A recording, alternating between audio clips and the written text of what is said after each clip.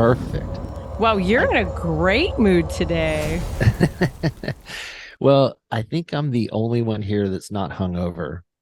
Like Nice. like real hungover. Like everybody we went to the reception. I'm here at a Jeffries conference in Miami, and we went to this reception and then to this big dinner in South Beach that turned into a nightclub like halfway through dinner. And I met some great people, and then I said, "All right, I'm out." And by 10 o'clock, I walked back to my hotel and went to sleep. Apparently, everybody went out. So, Oh, they went to the after dinner nightclub. yes, Yeah. yeah. Dave Williams was here. He went on Oh, this good. morning. He did a good job, and then Good, I'm good. on after lunch, or yeah, right after lunch. So What are you going to say? I have no idea. We haven't. He hasn't given me questions or notes or Oh, okay, you're not giving a presentation. You're like part of a no. panel. Okay. It's just Q&A. It's just me and Comel. So Oh, we can do nice. this in Okay. our sleep. We've Yeah. done it before. And Yeah. it's just it's buy side investors. So it's real 30,000 foot level, you know. And of course I'm sure Bud Light will come up. It already has. They're very interested in what's going on with Bud Light. Hello, Jordan. I'm so glad you could join us.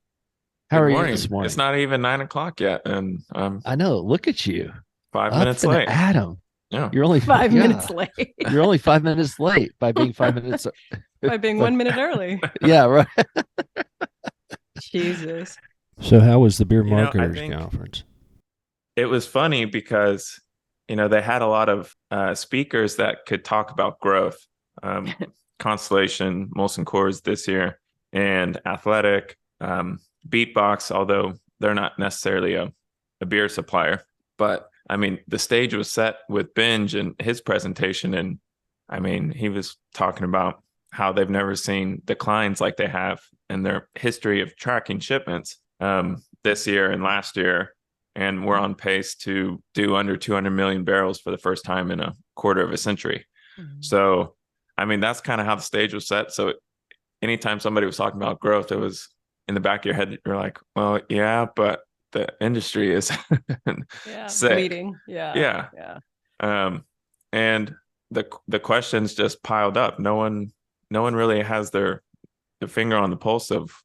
It seems like it's many things going wrong, but no one could really answer why.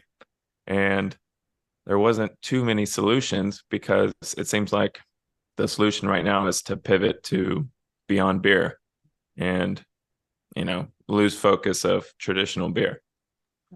Lester, I think, had a few good points outside of he made the case that the data that we receive isn't necessarily reliable because there's people not Yeah, submitting. I saw that. It's like because it from and tell me if I'm wrong in understanding it because I wasn't there, but you it seems like a lot of the brew pubs that have opened up haven't really registered with the TTB to supply their shipment data or not shipment data, but just production data. And Yeah. I mean, but I just wonder how big could that be? Like, Well, I mean, it doesn't sound that big, but when he talked to the TTB, apparently there's like a couple thousand breweries not reporting.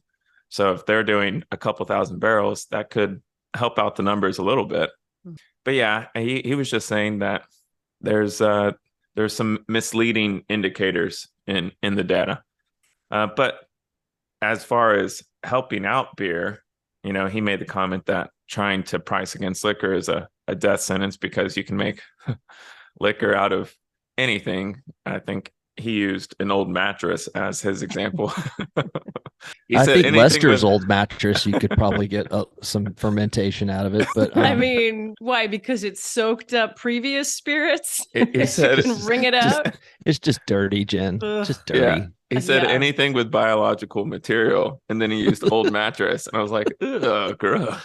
I made vodka out of donuts up in Petaluma, California, That's pretty about cool. 15 years ago. You and Tony McGee? It was not a Lagunitas event. It was just like a vodka making class. I needed to learn how to ferment. It's ridiculous that I'm in this industry and I didn't know how to make it. So I think there's a lot of people. yeah, There's I a lot of know. consultants in this industry, Harry. You're not Yeah, alone. but I did learn a lot. It was cool. I want to dig deeper into what Carlos Laboy. Carlos Laboy is he is the Molotov cocktail thrower of the industry. I'm glad to see that he's back because it was getting boring on the investment side.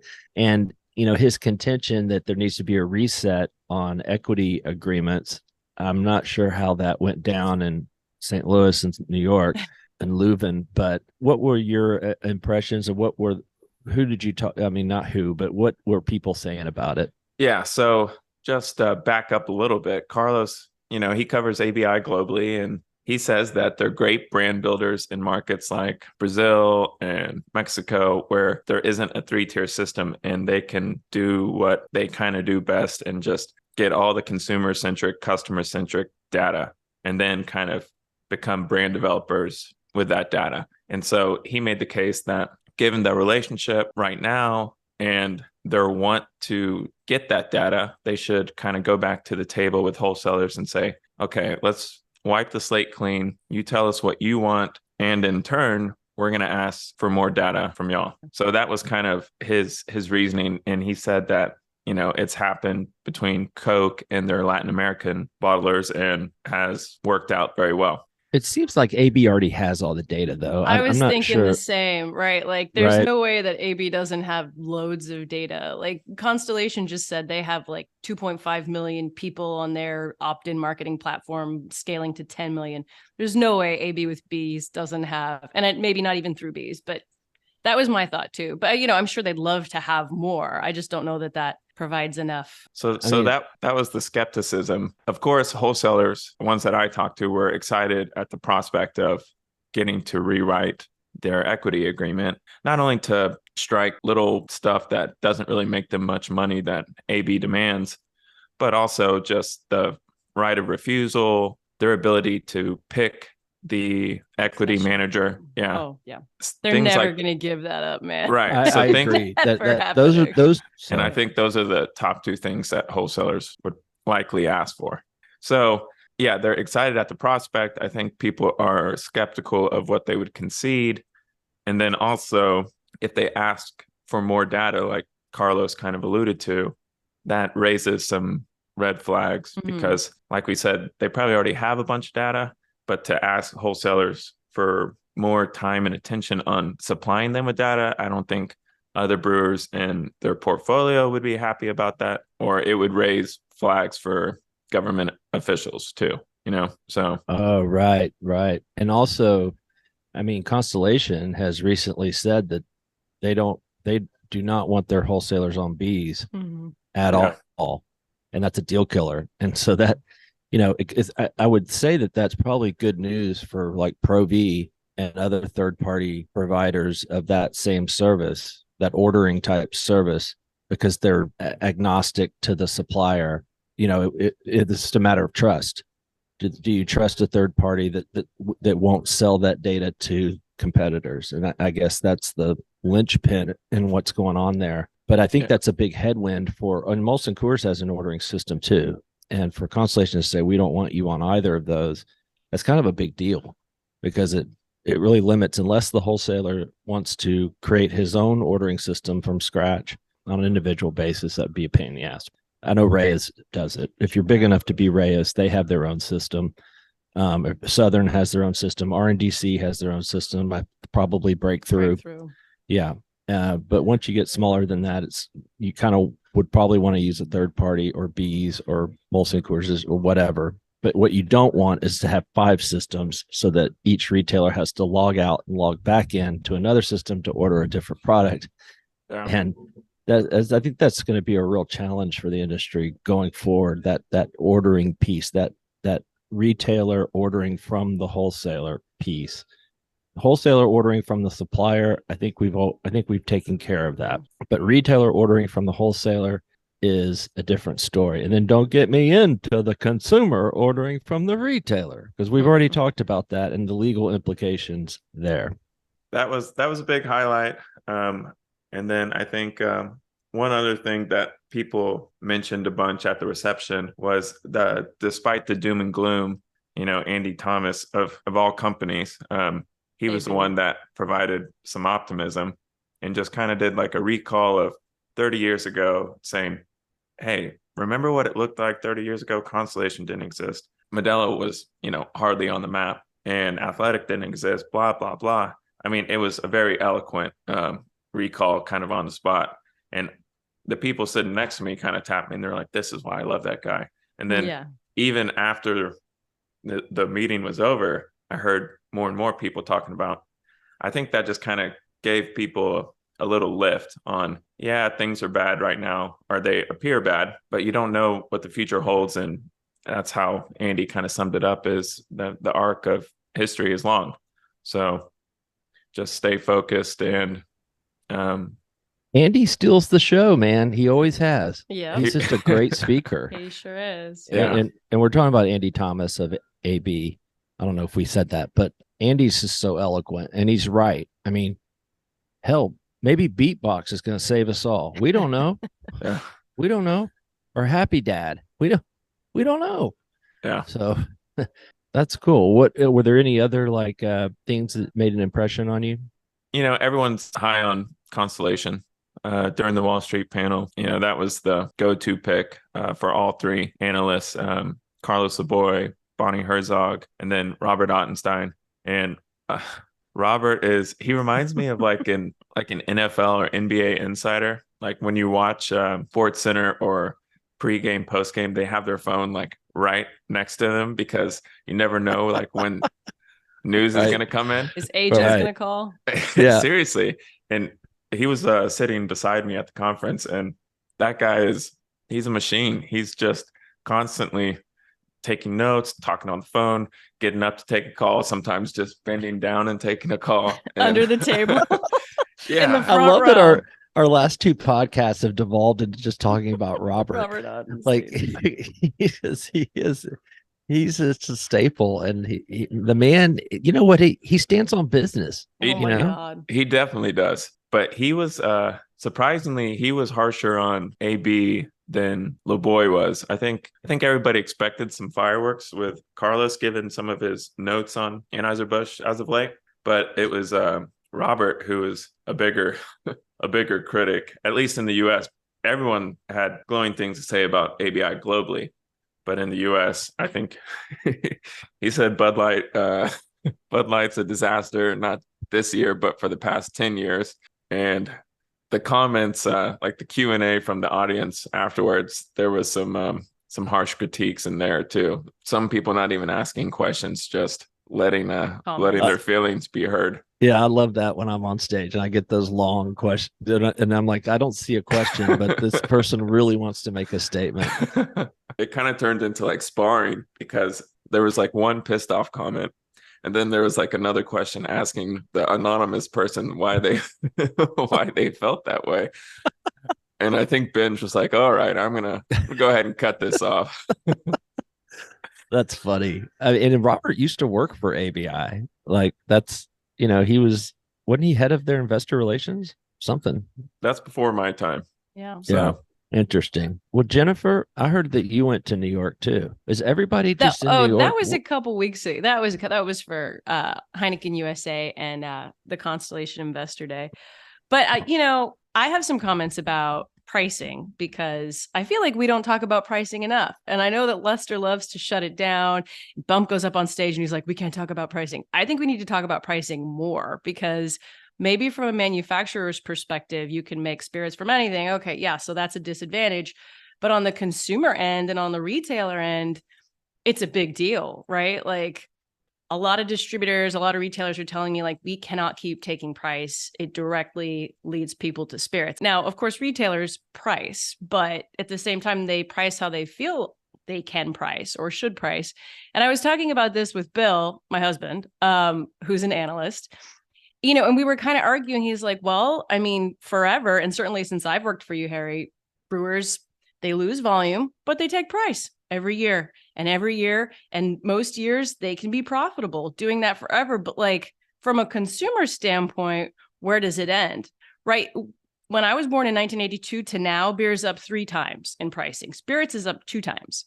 You extrapolate that out several more decades, right? And then what happens when the retailers decide, you know what, beer just isn't drawing consumers in for me. It's not profitable for me. I'm going to throw my lot in with these spirits guys. Let me start lobbying too for equivalency. And then we're really screwed. So we cannot ignore price, guys. Like, I know Lester's trying to even things up, right? Because there is some consternation about price, but that to say that that's not part of the problem, I think is very short-sighted. And then beyond that, I think Jordan was talking about people looking for solutions, people going to Beyond Beer. We're going to have a little piece about RTDs and how much malt owns the RTD space is kind of like putting everything into perspective, right? That's, speaking of equivalency, obviously we have systemic benefits there and for good reason. But then, again, talking to Bill, like, where does that lead beer if we really try to own RTDs? Is that really boom busty? Is that dangerous? And then you think about what RTDs are, they're not intrinsics, right? They're not a segment. So insofar as like tequila is a segment or beer is a segment or IPA is a segment, which describes like what the actual liquid is, right? It's the package, right? It's the convenience factor. And so why isn't beer looking at that more? Like, if you think about talking about Beatbox, how did they differentiate and kind of create a new segment? Tetra Pak. Red Bull was one of the first brands to popularize slim cans. 5 Hour Energy kind of brought that, right? Like Oscar Blues, they started a huge movement in craft. Like, why aren't we looking at convenience more? Why aren't we looking at packaging more? Like, we've done the flavors, but it is a scary time, great points, right? Like, yeah, I think you're absolutely on point there, Jen. I think pricing is probably the main reason why beer volumes are so soft. And especially with younger people, there's a fungibility with ethanol, and that you can trade one for the other. I thought it was interesting because Dave Williams just gave a presentation where he showed the top 20 spirit RTDs and how they're doing this year. And of course, High Noon's number 1 and Cutwater's number 2, and then it goes down from there. The thing that I noticed, and they're all up double digits, but lower double digits than last year, should point that out. But the only spirit RTD that was down was Crown Royal RTD. And it's also the only spirit branded RTD that was up there, which I thought was interesting because when this all started, I assumed that putting Jim Beam, Jack Daniels, Crown Royal on the label would be a benefit. It really hasn't translated that way. The ones that are growing are brands like Cutwater and Monaco, and they're not associated with a spirit brand. So, but pricing, yes, pricing is a huge issue, and that kind of makes you wonder whether people really care whether there's spirits in it or not. Yeah. And then Jen, going back to what you said between pricing and packaging innovation, and I think it might be worth it to look at coming up with something that isn't a premium priced innovation, because it seems like everyone's trying to cater to Gen Z with some type of new drink, whether it's Happy Thursday or all these new flavor innovations, or Shift, which has multiple flavor innovations at once. But if those are all premium prices, like, I don't know how often Gen Z is going to be able to purchase those when they're just getting out of college and don't really have a job yet, or they're still in college. And so that seems like a treat, something that you can't buy on the reg, like value beer, right? Like you would in college. Who does? Who gets that point, Jordan? Paul Renee, buddy. Oh yeah. At Geloso Beverage. They get it. They get it. And I think you're right. I think there's an opportunity, especially for entrepreneurs, to capture that lower end segment, because the publicly traded companies don't want to do it because it dilutes their margins, and that will make their stock go down, and they won't have an equity to do things they want to do. But to a small company, it's just cash flow. So it doesn't matter if the margins are high or low, as long as they're profitable. And we saw this kind of in the 90s. We saw a lot of kind of independent firms do the things that the big companies couldn't do. Like St. Ides comes to my mind, owner of that, I believe. And he's also the one that started Sparks, which he then sold to Miller Coors for millions of dollars, and then they shut it down. So, I mean, because they can't, you can't really be in that market as a huge company, because you're going to get backlash from the peoples, the good peoples out there, the church going crowd. So I always like to give a little historical perspective there. Yeah, no, it makes you wonder why. Yeah, exactly. I was thinking, well, margin, but you're right. That's bigger for the big guys. Well, in other news, and speaking of innovation, I'm sure everybody's seen this by now, but just in case they haven't, we saw news this week that Boston Beer is employing its fast follower tool in the toolbox to bring out Sun Cruiser vodka plus tea. I think in 14 states next year. They haven't said which states yet, but it's pretty obviously a follow of the very hot Surfside brand that's doing really well in New Jersey and New York. Like velocities are outpacing High Noon. 4.5% ABV, 100 cal. We'll see how that does. We have the Surfside guys on next week, so we can ask them how they feel about. Oh, cool. The packaging does look like Surfside, but also High Noon. I think everybody's going after that, Sun, Blue. But, Boston, they're pretty good at fast following. Yeah. Worked with Truly, right? It worked with Truly. It worked for Angry Orchard. That's what they do well. AB's always been good at that, but Boston's been better at that on the higher end. For sure. And I feel like they always have a little flinker too. Flink? Say that again. A flinker? Flanker. What's Flinker. that? Like Flinker? they have flanker. Like they have flanker. Got it. Flanker. Yeah. What did y'all I'm think? so glad that Jen, that you didn't understand what he was saying either, because I'm in a very lousy. I don't know if you can see. There's a hurricane coming into Miami. Do you see the palm trees just swaying in Florida? In the wind? Yeah. I mean, good Lord of mercy. Flanker, because they have their mother, their golden goose and twisted tea. But I feel like they always kind of do little things to make sure, like, okay, if this segment were to explode, hey, we have an in here. Because didn't they do a better for you tea? Yeah, Wild Tura or Wild Tea or something like that, I think. But I think that was kind of kombucha adjacent, and that was hard with the warm shelf, cold shelf. We all know how hard kombucha has been, right? So, right. But yeah, I vaguely remember it's that. Kombucha is hard to sell through the supply chain, but it's also hard to drink. I like kombucha, but of course you do. Of course I do. I like everything. There's very little that I don't like. You're the prototypical millennial. If they had to put a millennial on a poster, it would be Jen Litzkart. Next to you, Harry, of course. You're also the prototypical Gen Zer, the prototypical Gen Xer. I stand on business. You do. You do stand on business. And let's talk a little bit about Heineken, because I don't think we did talk about them last week. The two big highlights really were that they're going again on silver, investing another 100 mil against that brand. They said it's a marathon, not a sprint, right? They really believe in the ability to continue to trade drinkers up.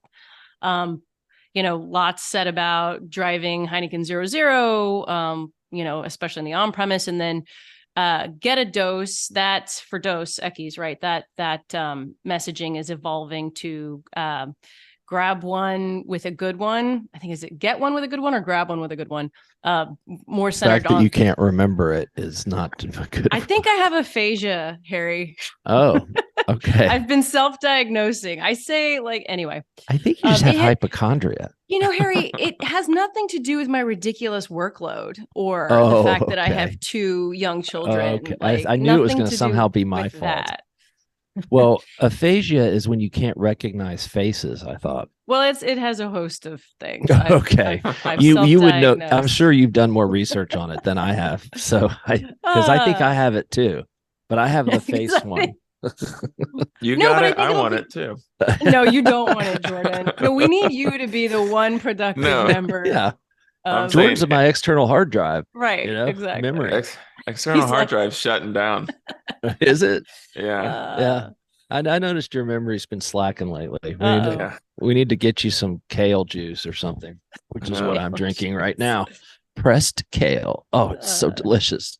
not. But yeah, no, the and for the dose messaging, leaning in obviously to Spanish language TV and live sports and all that, which, you know, we know that brand, like all brands, but especially that brand, is driven by good marketing, right? Like Most Interesting Man in the World, of course, was its most famous ad campaign. So this one is good about friends, like grabbing a dose with friends, right? And the spots were pretty well received. So Good. and then Yeah, upping Dos, investment across the board. they have such a jewel in Dos Equis. I think it has such potential. Mexican beers are obviously on fire. Constellation's proved it. There is no reason why Heineken can't jumpstart that brand again and get it up to where it needs to be. It has a lot of equity, particularly in certain markets, and Texas for sure. yeah, it just needs execution. I will be going straight from here to Las Vegas, where I will be with Heineken executives for the weekend. And in fact, I will have time to speak with Dolph Vandenbrink, their global CEO. Haven't seen or spoken with Dolph in years since he left the US, really. So that'll be interesting. And I think it's on the record. So I think I'll have some things to bring back to you. Okay, So I'm that gonna you hold don't. you to that. Yeah. Well, I mean, if I just don't want you to work too hard because this aphasia sounds serious. Oh God, people are gonna be mad at me for saying aphasia. I really do think I have a very long list of ailments. I actually do think I'm undiagnosed OCD, but anyway, I'll Oh, figure. we know that. You don't have to diagnose that. No, I think half of your health problems are legitimate. So, oh, thank you. Damn, that's still a big number. that's still a big number. We're getting closer to summit time, guys, and we've got awesome speakers. We just secured Sean Belongi. I hope that's how you say his last name. Belongi to me. Oh my God. CEO. I'm gonna have to edit. I'm gonna have to heavily edit this. You're not gonna edit that. No, you're right. I won't. But yes, that'll be good. We have Kyle Norrington, we have Jim Sabia, we have Sophia Colucci, we have Sam Shahidi, right? We have others. We've got great speakers. So y'all sign up. Yep. High and tight. Yeah, I'd say this is one of our better lineups, and I know I've said this before, but we are doing the scheduling a little different so that you don't have to stay quite as long if you want to stay for wine and spirits. Beer half a day Sunday, and then the half a day Monday, and then wine and spirit starts after lunch, and then goes for half a day, and then another half a day. So we got a lot of content packed into a very short amount of time. However, we still leave the same amount of time for networking at our 2 receptions, which will be hopefully, if the weather permit, and we're going to have full entertainment. We'll have music and dancing and fireworks and cigar rollers and, not all of those things, but at least some of them, depending on swag bags, on the budget. No. Swag yes. Bags. Swag you bags, never know. Yeah. We get a hair on, but yeah, it'll be in January, but you can go to beernet.com and sign up right now. And if you come to both, you get a discount. And or you can call Jessica if you're not an internet guy or gal. Just call Jessica. She's wonderful to talk to. She'll chat you up all day long if you let her. And it's 210-805-8006. Anything else? I don't think so. Oh, do we have Wednesday off next week? Oh, is that the day before some sort of holiday? Is that some sort of holiday? Yes. It's the day my mother comes to town. Yes. Yes. We will have Wednesday off. We'll publish Wednesday, and then our next issue will be Monday. Cool. All right. Well, good. Well, kids, guard the parakeet, feed the printer, and I will be back Monday. Take care. All right. Bye. Yeah.